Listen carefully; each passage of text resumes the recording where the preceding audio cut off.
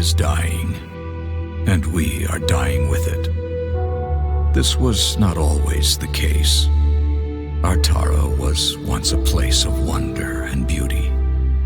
The 5 races thrived in peace and harmony. Then, long ago, something happened. A cataclysm of unimaginable proportions. Something so disastrous, we don't even have a name for it. For when it destroyed our civilization, it took with it all knowledge of history. The past is now lost to us.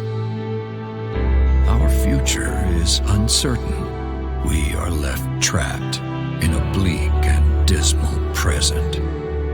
The land itself is our enemy now. The weather extreme and unpredictable. Droughts persist for several weeks, followed by floods that wash everything away. Yet our gravest problem is the lack of sunlight. Storm clouds shroud our world in everlasting twilight. Without the sun, we are unable to grow food, and so we struggle to survive this dark world, a seemingly hopeless battle. I look back now to when I was a young boy, living on the fringe of the human domain. While hunting for food, I stumbled upon ruins uncovered by a recent earthquake. A bad omen, normally avoided. But this time, something drew me in.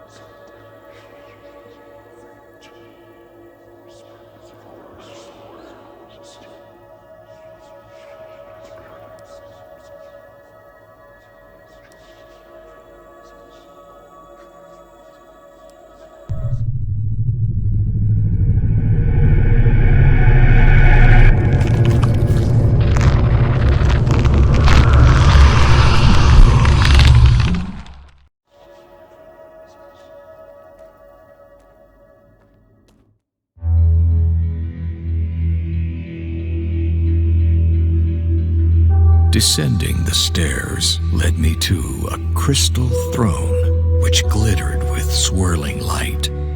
I felt strangely compelled to approach and sit. As I took my place upon it, a sudden torrent of light enveloped me. The illumination overwhelmed my senses. I grew nauseous and weak, but before I lost consciousness, the throne ejected me to the floor. I fled and told no one what happened, for fear of being deemed tainted and banished from the village, for this was the way of my people. I tried to forget the experience, to convince myself it was my overactive imagination. But the visions that followed said otherwise. Every night, the nightmares came. Their torment highlighted my confusion, as each morning I remembered little, fragmented images, words which made no sense, nothing more.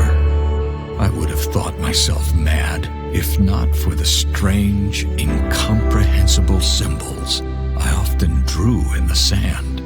Proof that forces beyond my understanding were at work.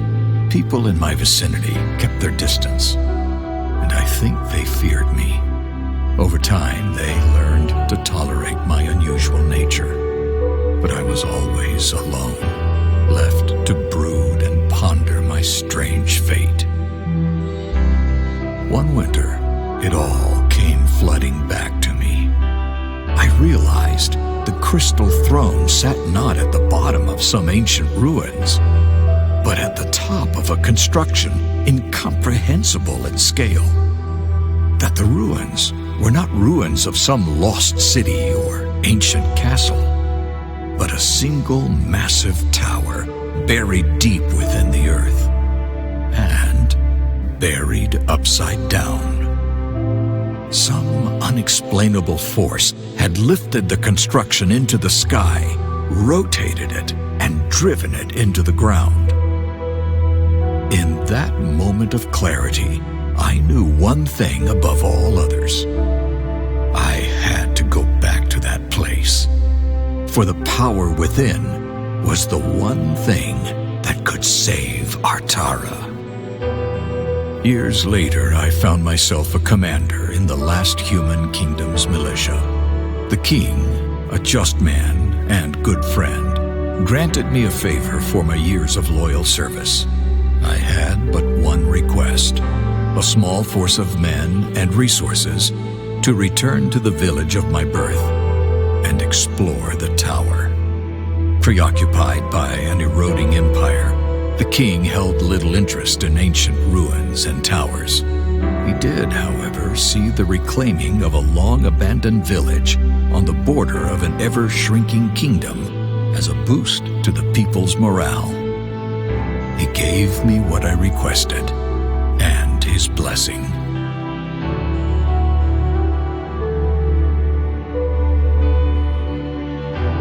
So here I am, returning to the very place which has haunted me my entire life.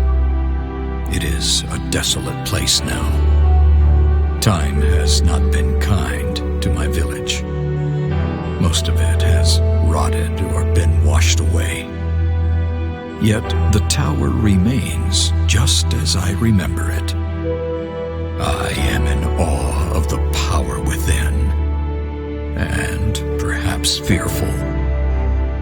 The men and I are setting up the camp in the village, while Cain and Maev, two of my most capable warriors, will scout the tower. Once again, I feel its call. We must uncover its secrets. We must find a way to reach the power within. If we fail, it will be the end of us.